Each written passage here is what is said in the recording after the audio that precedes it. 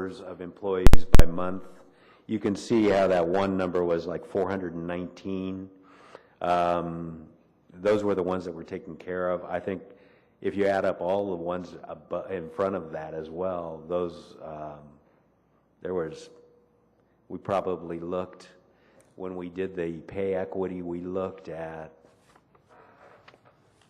oh my gosh, 700 or 800 employees. We looked at almost the entire, we had to look at the entire population at that point in order to make sure that all the classifications, there weren't any new inversions. It was a mammoth undertaking. Yeah, you put a request out to employees or something, didn't you? Like, if you want to be evaluated, please let us know. Absolutely. Okay. I mean, it was a huge undertaking, but it had been sitting around for so long. Mm-hmm. Our employees were so frustrated mm-hmm. that we just had to get it taken care of. What did you think the budgetary impact would be, and where did you foresee that the future monies would come from as you thought about this impacting us year after year after year? Where did you think this would come from once that pay equity fund was gone? Are you talking about my personal opinion? Yeah. Or, yeah, why not? Or as a professional? Well, both. I'd hope. I wouldn't necessarily have taken this route. That's one of the reasons, one of the first things I requested council to think about and to allow human resources to do was to scrap the current compensation program and work towards a market-driven, comp program, mm-hmm. And much more of a performance-based kind of program within the guidelines that were allowed mm-hmm. to drive increases versus some of the current practices. However, having said that, I still had the rules that I currently was given to play with, mm-hmm. and I was going to play by those rules. Okay. Well, thank you for coming today. Certainly. Yes. No, I would just like to say that I think it was, all of us who've been here for a long time realizes this was a terrible problem, and I do want to give a lot of credit to Human Resources, who took a really bad problem and have done a good job, a huge job in bringing it to this point. So I think we've made a lot of progress, and I think we need to give credit where credit is due, and I think that Human Resources, in my mind, has made wonderful strides and will continue to eliminate this problem and tackle it each time it comes up and be ready. But there were an awful lot on their plate to catch us up to this point. I think they've done a very good job in doing that. Thank you. Any other committee members? Councilmember Stinnett? One last follow-up question. I know we have seen a presentation on a new pay system that yes, sir. Should be hopefully back to this council by January-ish of 09. There are some definite due dates on that program.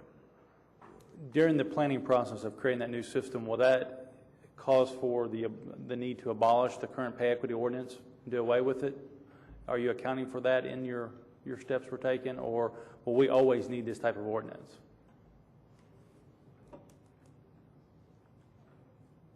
I can only talk to you at this point in time theoretically, council member, but it would be my perception that this type of ordinance is almost, let's say, not directly in conflict, but almost in conflict with a market-driven concept.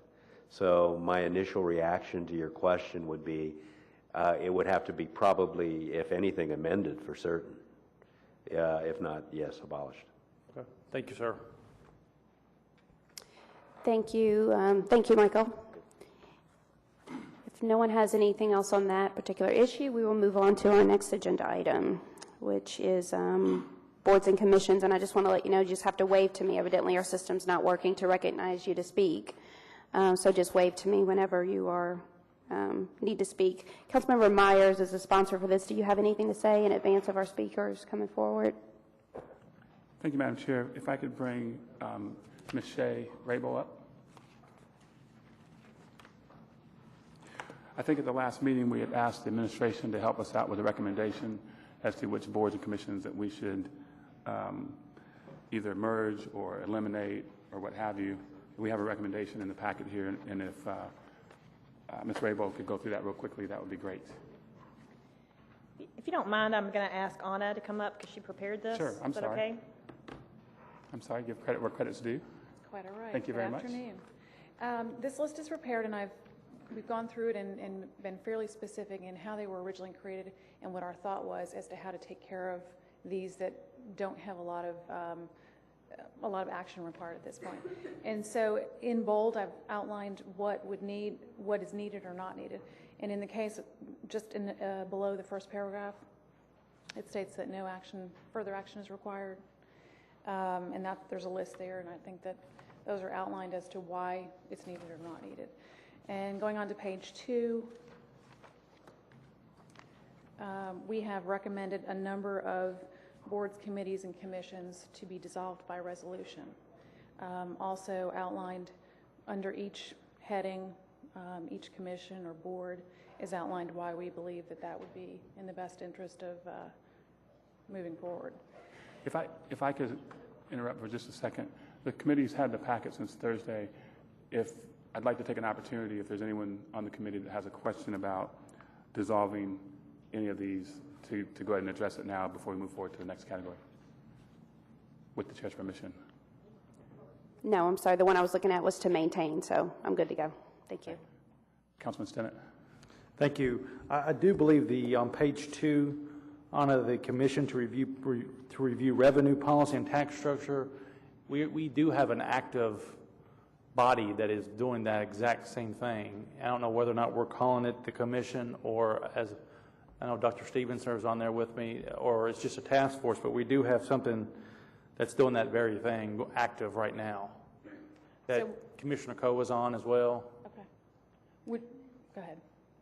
I'm pretty sure that is separate, but since Commissioner Coe just left the room, we probably just want to recheck that. But I don't believe it's a commission. I think it's a task force. Okay.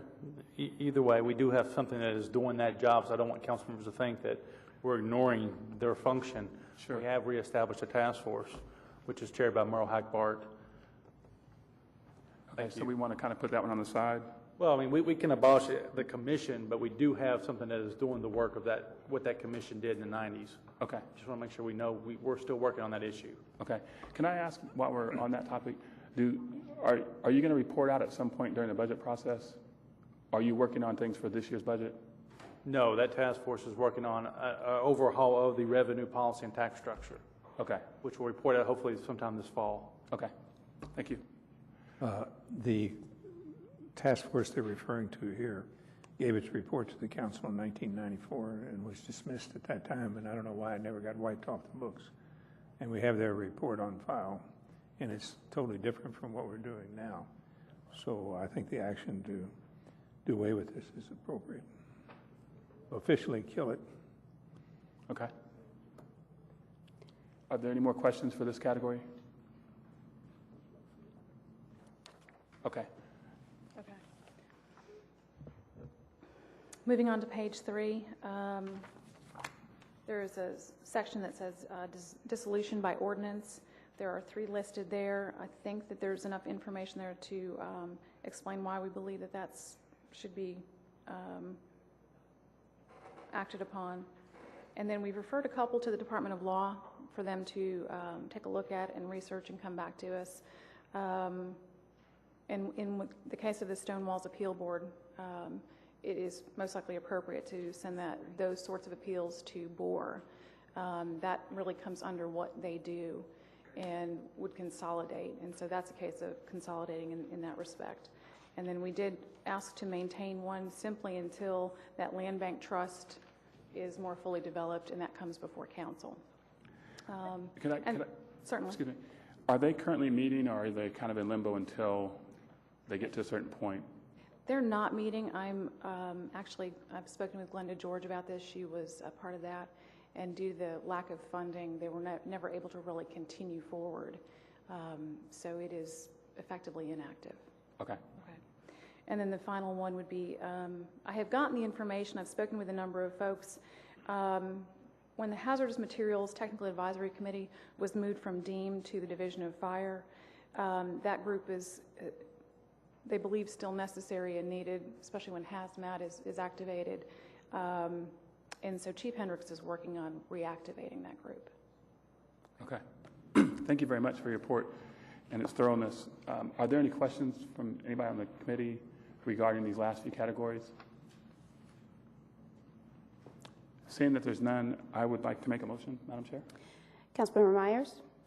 I move that the committee adopt the recommendations as presented here by the administration. So moved. We've got a motion to accept the recommendations presented before us today, and a second from Councilmember Blues.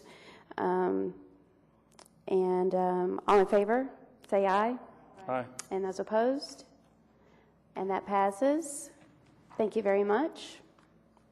Is there anything else on the boards and commissions, or does that take care of it? I think that takes care of boards and commissions, and we'll pass that on to the full council for its approval. Okay. Let's see. And the ethics issue, are you dealing with that today as well? Yes, ma'am. All right, wonderful. Councilmember Myers. Thank you. If I could have Ms. Glenda George come up, please. As you know, we began discussing this issue back in November and then brought it forward to February.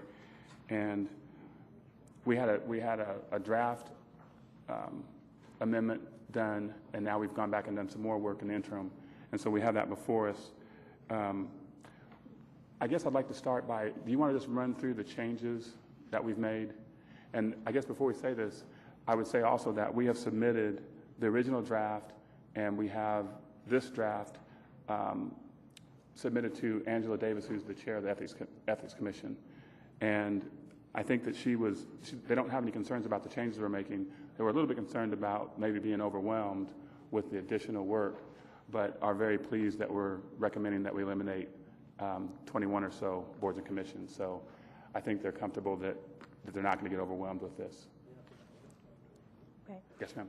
At the November Intergovernmental Committee meeting, the Department of Law was asked to prepare a draft ordinance that would amend the Ethics Act to require all boards and commissions to comply with the Ethics Act, and in addition to that, also to require certain boards and commissions to complete the financial disclosure statement. So if you will look on page 17 of your packet, that's where the draft ordinance is, and we can go through that. One of the things we did was changed the definition of an agency. And so with this new definition, this brings every board and commission of the urban county government in which the members are appointed by the mayor, subject to confirmation by the council under Chapter 25 of the Ethics Act. That's the first change. Also, in deciding who should complete the financial disclosure statement, based on my discussions with Councilmember Myers, it was recommended that the best course of action would be to require those boards and commissions who had the ability to expend public funds or had regulatory authority. So if you look on page 18 of your packet, what we've done is included two definitions. One would be the definition of public funds, and the second would be the definition of regulatory authority. Then on page 19 of your packet, we've changed 2520 to just include those boards and commissions under the financial disclosure filing requirements. The last thing that was recommended was that, as you know, with this administration, we've created some new positions, one being the senior advisors to the mayor. And so we have changed this, the disclosure requirement to require senior advisors to the mayor to complete the financial disclosure statement, and also to add language that in the future, if there are other positions that are created that have similar responsibilities and authority, they would also be required to complete the financial disclosure statement, rather than us having to come back and amend this section to specifically list a certain position. And those are the changes to the ordinance. Thank you. I would just say before we start and open up for discussion that one of the things that we felt moving forward was that although the original Ethics Act was great, wonderful authors did a great job in drafting that, as we move forward, it's maybe prudent to change legislation so that rather than have to amend the legislation every time a new board or commission comes into place or is dissolved, it makes more sense at this point in time that we just change the criteria so that from this point forward, anyone who meets that criteria automatically falls under it, and we don't have to continue to come back and change the ordinance. And so we try to be proactive rather than reactive in coming up with these changes. And Madam Chair, if you'd like to open the floor for discussion. Sure, that sounds like a good idea. Any committee members like to make any comments, have questions? Councilmember Beard? Advisory boards, are they included?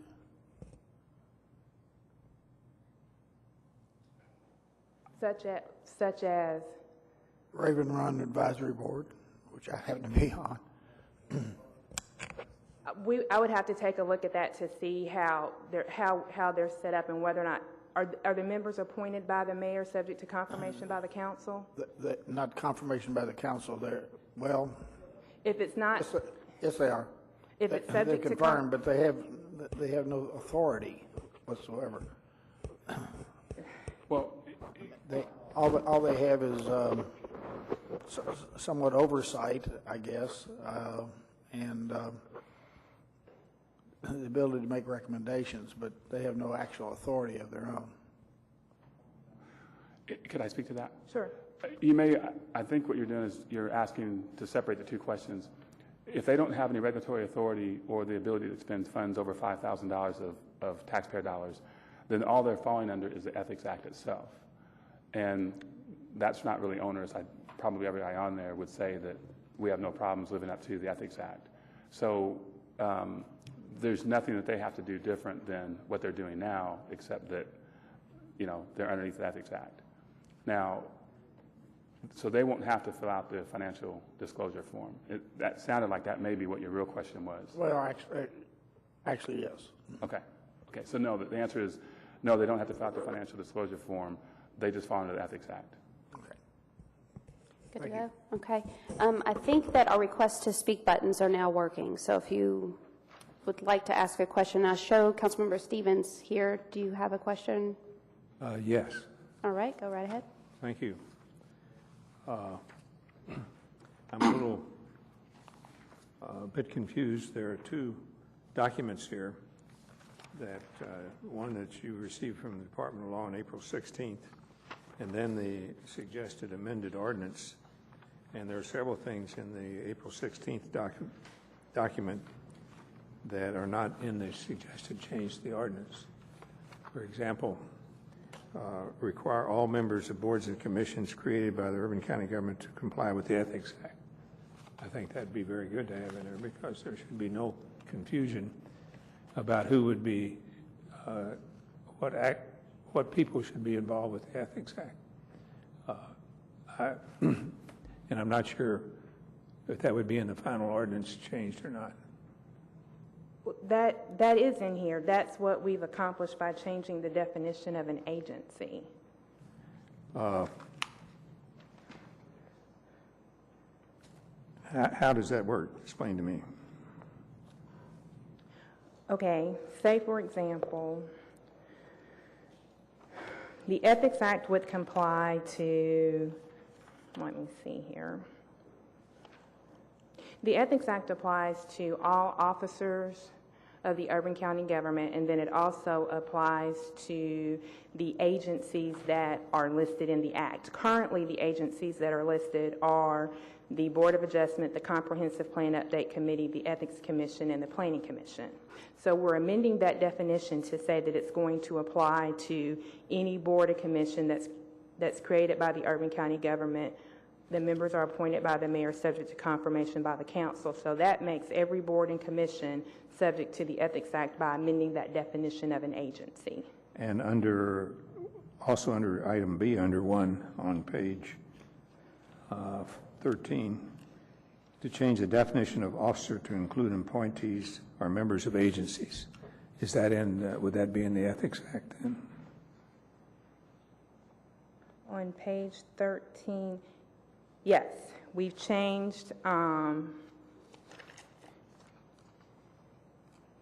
section 24-49B to amend that, because what it currently says, it lists the agencies that are subject to the Ethics Commission now. And so rather than listing every board and commission, what we've done is just given a definition of an agency, and then we just refer to agency as opposed to listing every board and commission as we did with these 4. Well, that brings up a question I have regarding the Ethics Act. The Ethics Act is Section 25 of our code, Chapter 25 of our Code of Ordinances, and it is 19 pages. And one of the statements in it, or one of the assertions, is that let me read it to you, please. Under Section 25(6), it says,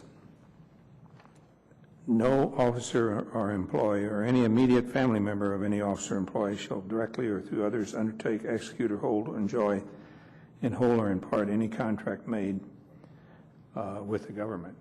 So this means that anybody that's on a board or commission that, as I interpret it, that is defined as an agency would not, it would be unethical for any relative to be involved with the government. And I'm concerned that we may be making it stricter than we really need to be. There are about 1,000 people usually who are involved with agencies and boards, and sometimes these are not easy to fill. And the government's always looking for people who are willing to serve in these various agencies and boards. And I'm not sure that defining them all as officers is necessary. Because if you look at the ethics ordinance on Section 2522, it lists there the, excuse me just a moment while I get to 22. No,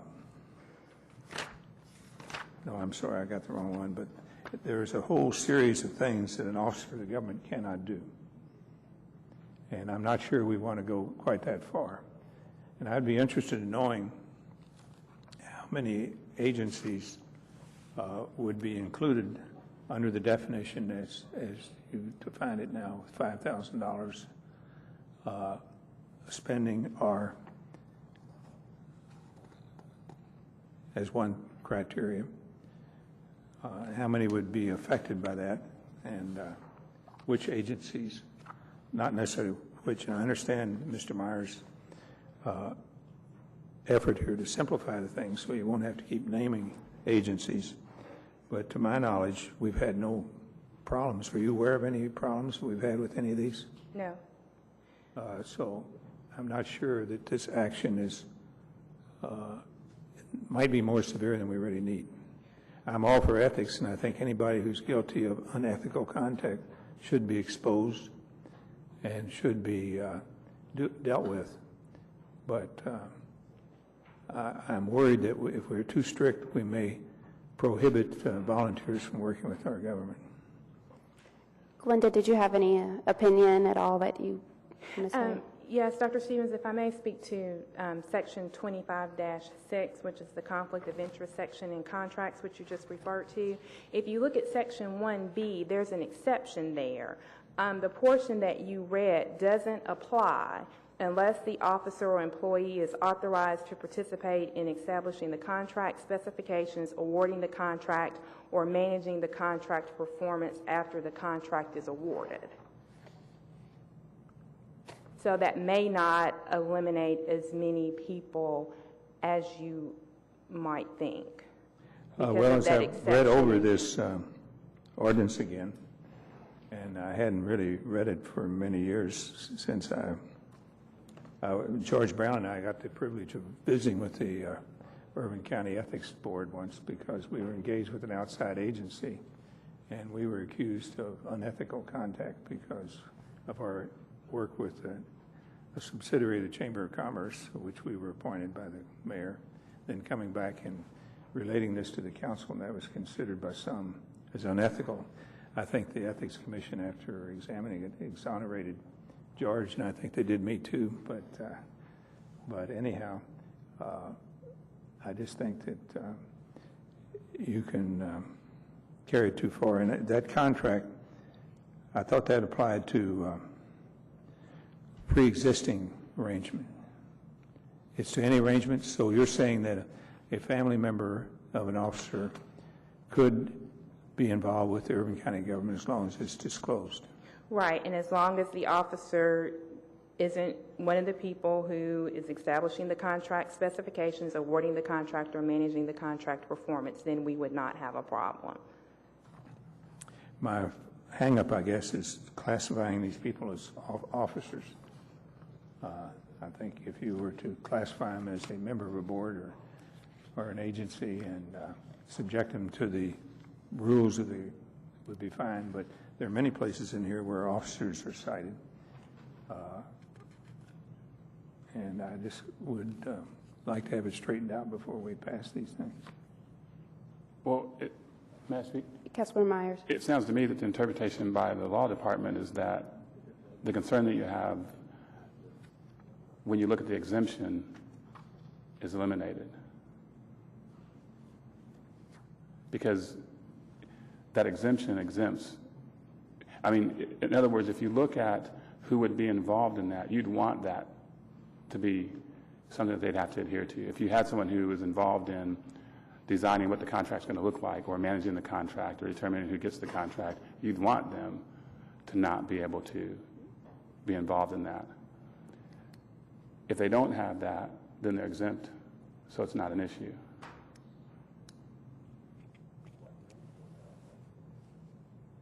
Councilmember Stevens, did you have any questions for here today that you wanted to ask to help you to sort things out? I'll pass for right now. Okay. I have some other, I'll find it in the ethics ordinance here for us. Come back. Okay. Councilmember Blevins?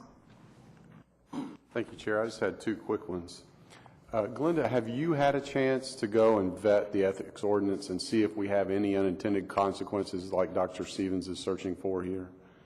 Yes, I think Councilmember Myers and his aide, Joe Schuler, and I have gone over this several times, and I think we're okay. And it's your opinion that we're okay? Yes. That we're not going to unintentionally disqualify hundreds and hundreds of people? No, I don't think so, no. Okay, and then secondly, do we have, and I don't know if this is you, George, or Glenda, do we have an idea of the change to the agency designation, and specifically for filing the financial form, how many new boards, what's the new list going to look like? Do we have that? And if so, could somebody publicize that for us? We don't have that at this point because we didn't know how many boards and commissions were actually going to be eliminated. So I think there are 80 still on the list.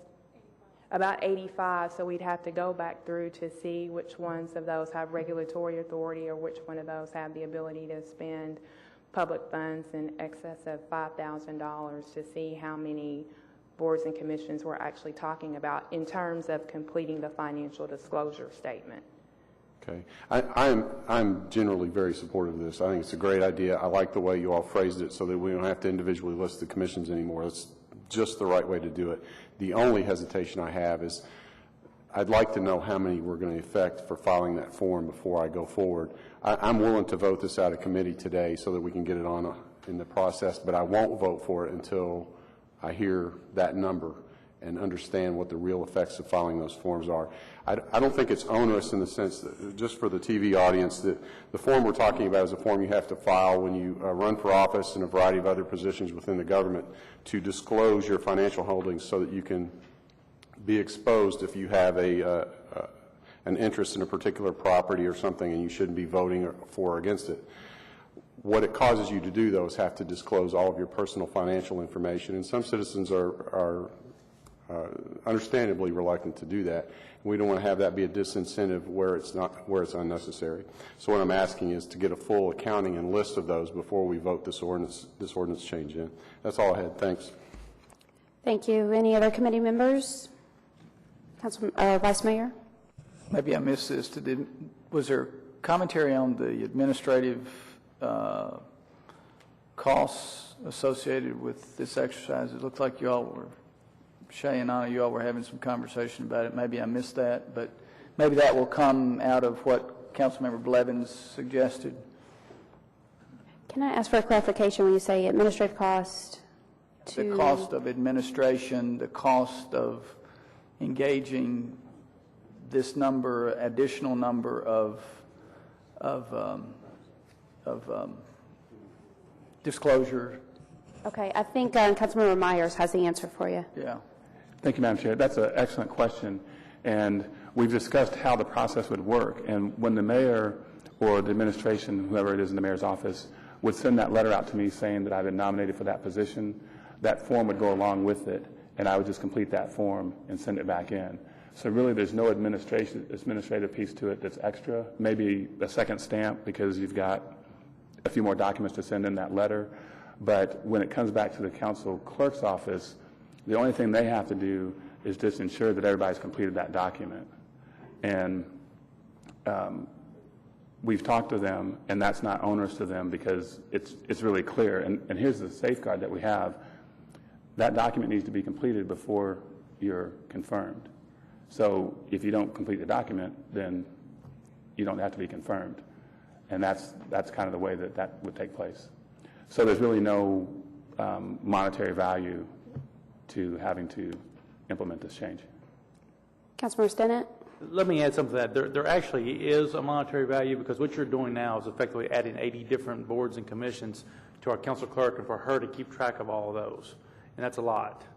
And every time there's a change, she's going to have to keep track of and keep a file on it. So if anybody wants to question an appointment, they go to her. So we are adding some duties to their role. We just need to make sure that her staffing level wouldn't enable her to handle those duties. I would agree that there's a potential increase, but that's only when someone makes an inquiry. Well, So she it's has not to like house there's- all the records, so she would have to house all those in her office. That's all I would add. Okay. Vice Mayor? Yeah. I agree with the motivation. My concern is the effect, and it's in a couple of dimensions. One is the willingness of citizens in a citizen-sponsored government, citizen-involved government to actually participate. I've already discovered people that I've asked to serve, if they would be willing to, and they shake their head because of time limitations, because of other limitations. So I'd like to encourage some kind of a matrix examination of these issues, the cost issues inside the government, so that we're fully aware of what those costs are. And I don't mean outside costs, I mean the administrative costs like Councilmember Stinnett was just mentioning. And the unintended effect to those who might not otherwise serve, but might be disinclined to as a function of this. I'm not saying that what the answer is, I'm just saying a good examination of that. Or one that, if you all done it, Councilmember Myers, you enjoy, that's great. A little bit more conversation about it perhaps would be useful. Councilmember Myers, did you have anything?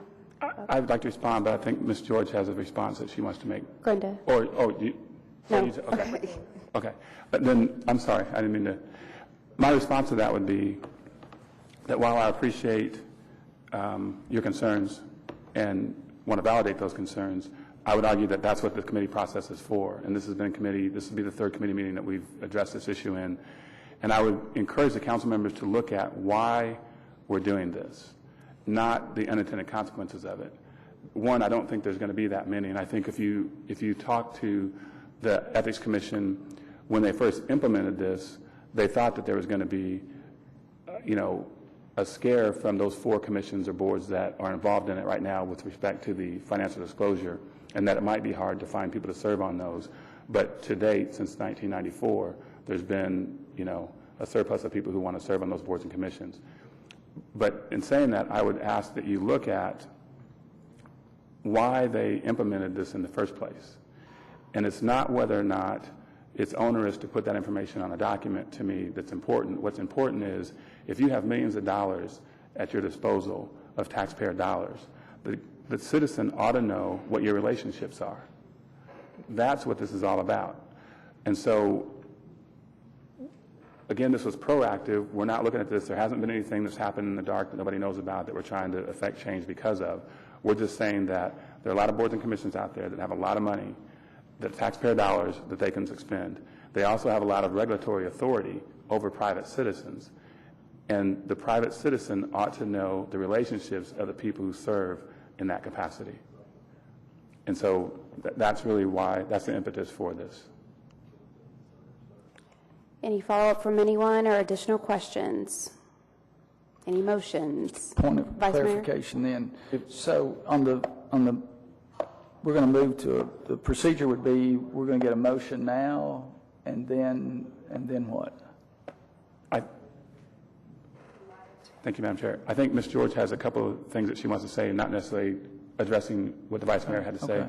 Then I'd also like, since our council clerk is in the room now, if she, I don't want to throw you under the bus or anything, but the points were made about how it might be onerous on your department. So if you'd like to come speak to that, I'd appreciate that as well.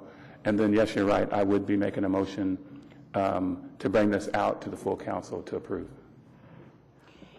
On page 15 of your packet in the memo that the Department of Law sent to Councilmember James, in the last two paragraphs on that page, one of the questions we had was when would this take effect?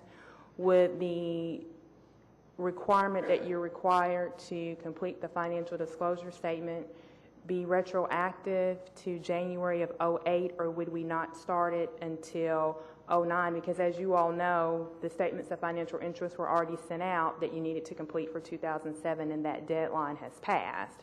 So that's one of the things we'll need to know, when is this going to take effect? And then the second concern is that if we're going to bring all of these boards and commissions under the Ethics Act, there will need to be some type of training done.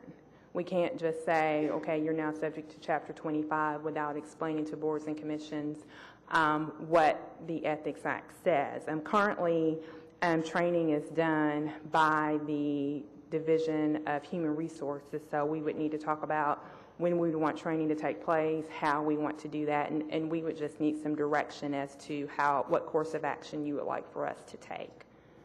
Okay, thank you, Glenda. So we need to address those as well as we move forward, the timing and the training. Yes, and the timing issue, actually, when the council clerk comes forward, if she would if she feels like for her office to be able to manage this process, it would be better to wait until January 1 of 2009, I'd be perfectly fine with that.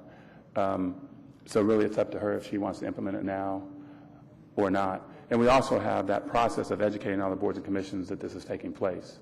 And so maybe the way to do that is to wait until January of 2009, but I'll let, could you come forward?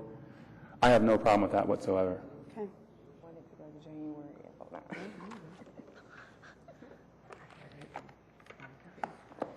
I take it you've been listening, Susan, or watching? You've been listening or watching, so you know. Yes, I'm multitasking over there, yes. To speak to the question, I would have to have a number in order to speak to it accurately. If we're obviously talking about 10 or 15 boards compared to 50 or 80, you're talking about totally huge difference. 50 to 80 would be huge. It would be very disconcerting to me to deal with that at this point in the venture.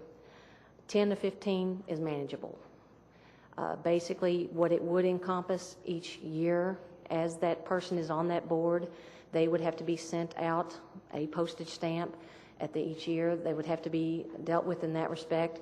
Storage for the files, because once that person is on that board, I believe, and I'm speaking off my top of my shoulders, maybe 3 years following that person leaving that board, we're required to keep that file over in our office before we can destroy it.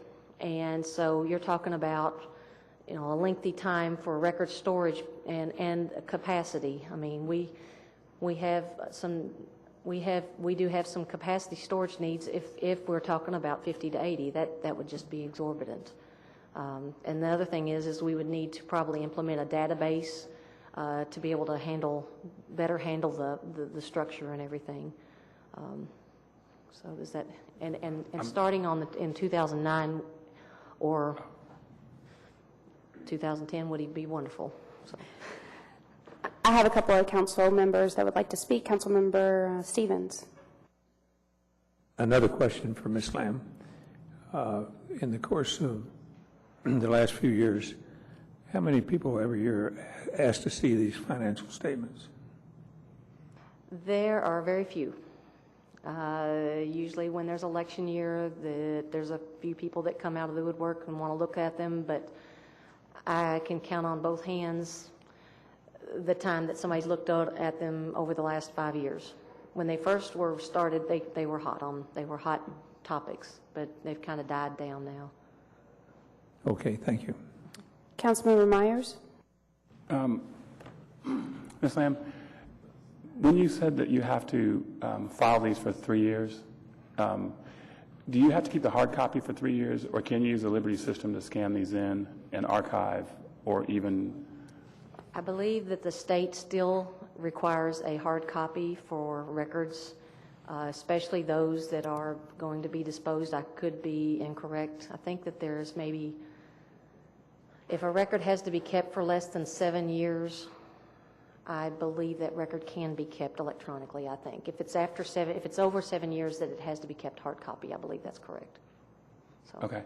Do we have capacity in the Liberty system right now that if we had to do this electronically, we could do it? I realize that it takes a person to scan that and all those things, so I realize the manpower or person power. Yes, we could do that. Okay. All right. Thank you. Councilmember Blues. Thank you, Madam Chair. I think that before we might pass this on to the council, we'd want to know a little bit more about the impact on the Division of Human Resources that that might be involved here if training of a number of boards and commissions would be appropriate. So I'm not prepared at this time to vote to put this before the council. Thank you. Thank you. Councilmember Blevins, did you have a question? Oh, Councilmember Beard. Thank you, Madam Chair. As far as these boards and commissions are concerned, it's something I just don't happen to know. Are there attendance requirements for people who are board members? It looks like I'm not by myself. For most boards and commissions, yes, there are. Say, for example, with the Ethics Commission, if you have so many excused or unexcused absences, then you can be removed from the board. Define excused, I guess, is the question. I think it's if you give notice to the council clerk in advance. The Ethics Commission was having problems with board members showing up. So we have the requirement that you either have an excused or unexcused absence, and you have so many days to give us notice before the meeting that you are or are not going to be in attendance. And if you have too many excused or unexcused absences, then we can remove you. And I'm assuming that there would be similar attendance requirements for other boards and commissions, but without checking each board and commission's bylaws, I can't say that with certainty. But that's where that's determined in the bylaws of the specific board. Mm-hmm. Okay, thank you. And also, too, I know we've had a question about how often we would have to send out disclosure statements. When you look in the mayor's report, I think on a regular basis, there are people being appointed to boards and commissions, which shows how often that comes up. So every time there's going to be an appointment, we would be sending out the letter and the financial disclosure statement and having to get that back before the person could actually be confirmed. All right, thank you, Glenda. Any other committee member have questions or motions or statements, critiques? Yes. I have a motion. I'd like to go ahead and make the motion to go ahead and pass this out to the full council for a vote. And before I make the motion, I think we've all agreed, and what I'd like to see the motion eventually say is that this wouldn't be implemented until January of 2009.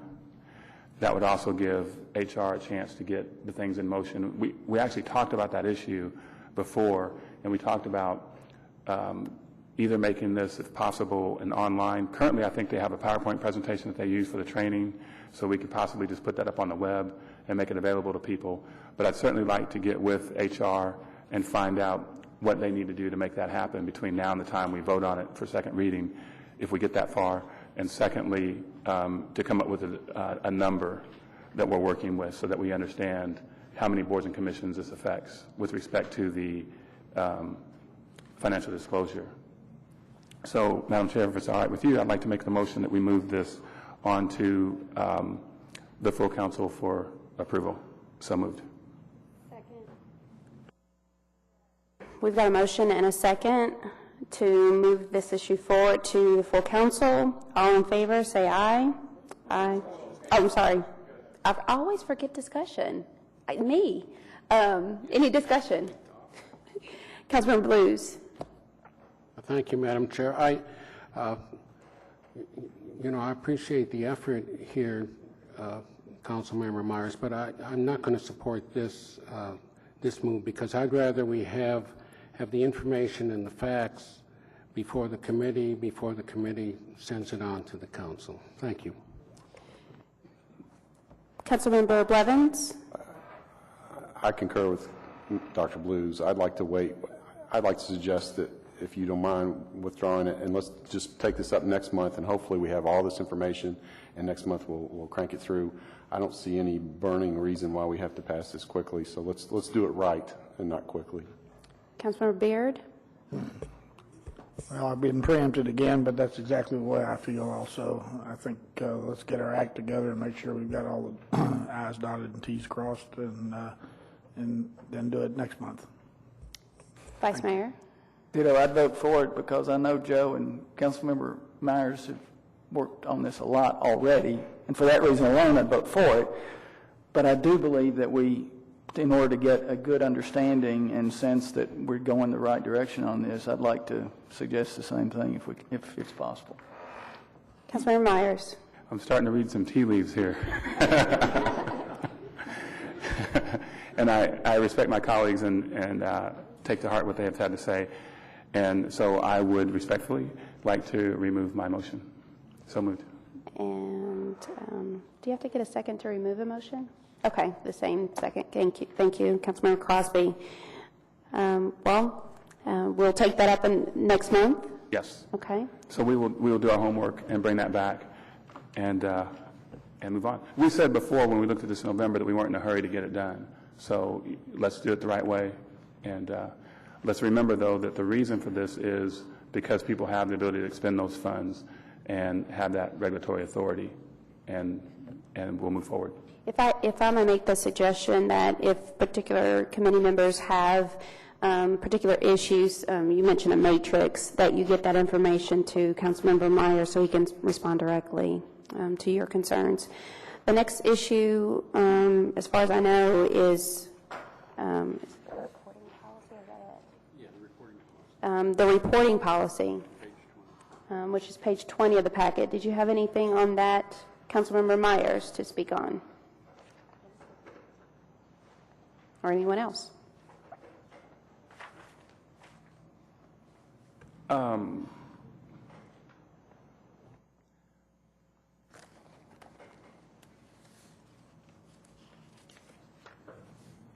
Yeah, this was, I think what we had behind this was to, when we look at this list that we just made recommendations to dissolve a lot of these boards and commissions, it was an effort to ensure that if a board and commission is going to be in existence, that they really do meet and be about the business that their charter is requiring them to be about.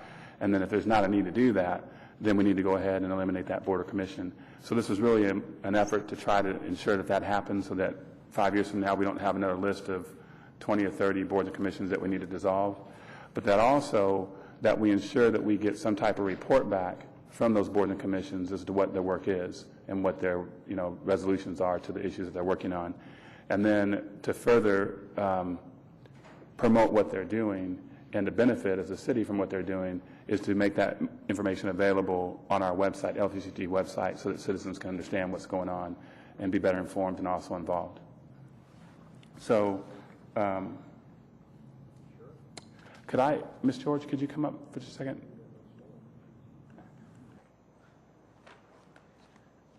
Actually, I think the attorney that you need is Tracy Jones, and she's here. Oh, I'm sorry. Okay. I'm sorry, Ms. Jones. That's okay. Could you kind of give us a little bit of background on the draft that you have here before us?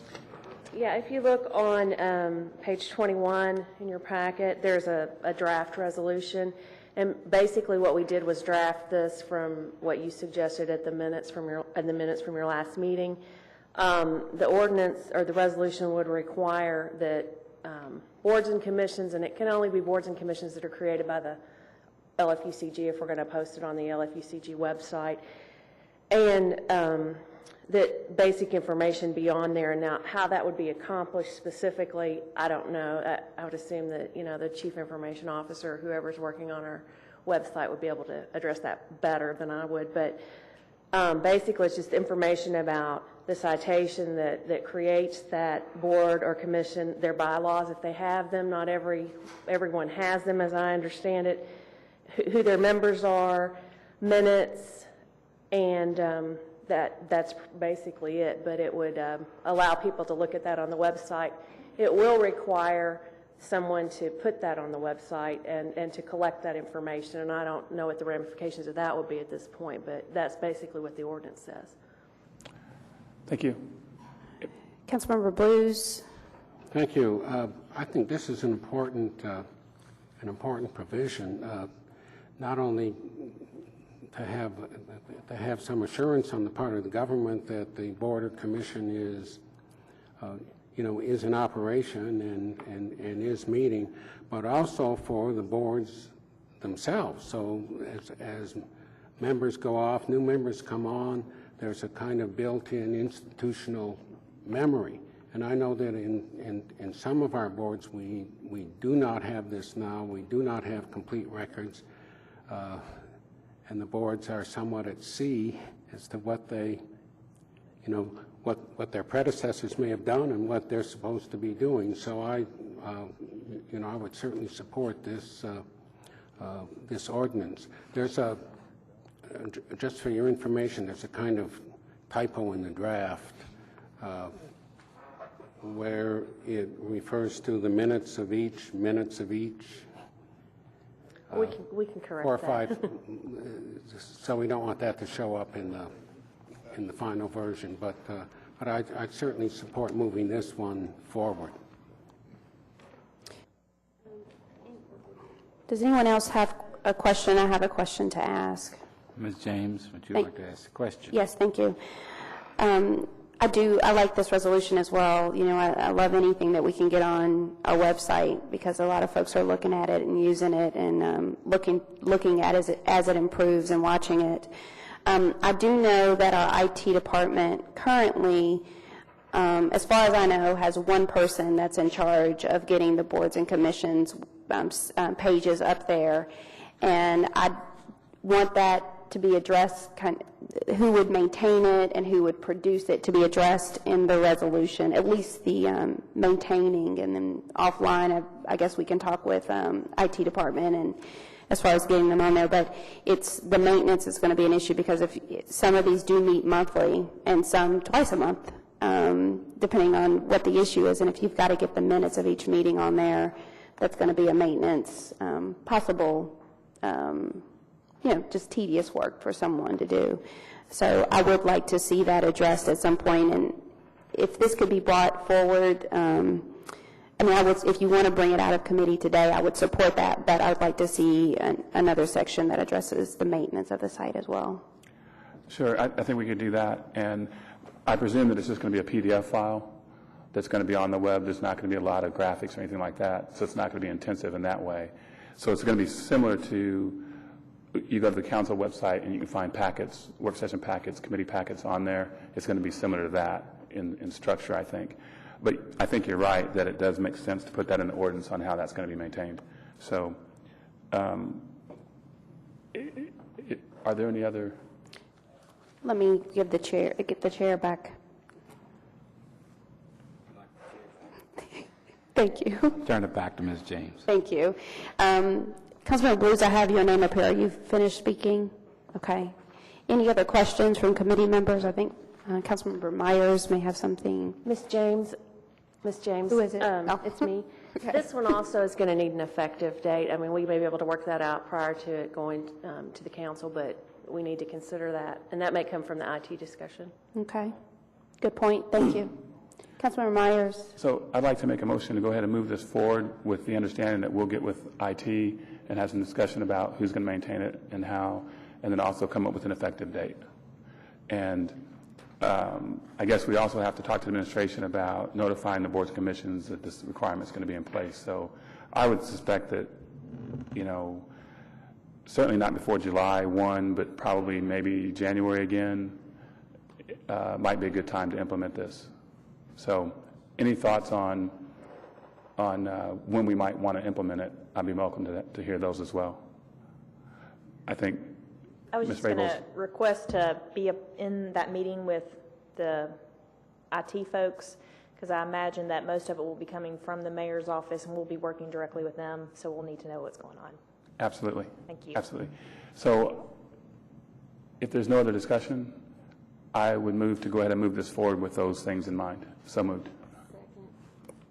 We've got a first and a second, motion and a second to move the resolution related to websites for boards and commissions, to move that forward to council. Any discussion? Councilmember DeCamp? Yeah, I think we before we vote on this, before I'm willing to vote on it, I need to see some more specific language as to the administration, how this will be done. I mean, it's easy to say here, well, it will be done and we'll put it in later. I'd rather hold off and see the language myself, and so I will not be voting in favor of this at this time. Thank you, Councilmember DeCamp. Councilmember Blevins? Councilmember Myers, I didn't follow your last little comment there. When is the effective implementation date for this? That's what I was saying. We don't have one yet. I would say certainly not before July 1, but maybe it's easier if we just push this out to January 1 of 2009. So procedurally, what you're suggesting is they're going to redraft this ordinance for us to consider at a future work session with that and a couple other minor changes? Yes. Okay, thank you. Okay, is everyone clear that the next resolution that we see will be with our changes that we've requested? All in favor? Or any more discussion? All in favor? Say aye. All opposed? No. With one opposed. It passes. Thank you very much. Thank you, Madam Chair. Thank you. Thank you. Next item is just an update on committee items that are in the packet. Are there any updates from committee members? Councilmember Beard? We went through this in planning, and of course the list in planning is 2 or 3 pages long, but we have issues that are on the list with people's names by them who are no longer members of the committee. And is there some way to reassign, or maybe if we don't want to lose that person, to do Gorton/DeCamp so that there's some continuity, but at the same time that somebody who's presently on here can marshal or herd these issues forward? I'd be happy to take care of that. And this list, though, these are all current council members, unless there's been a change over the weekend that I'm not aware of. Well, oh, they're not committee members. I'm sorry. I'm sorry.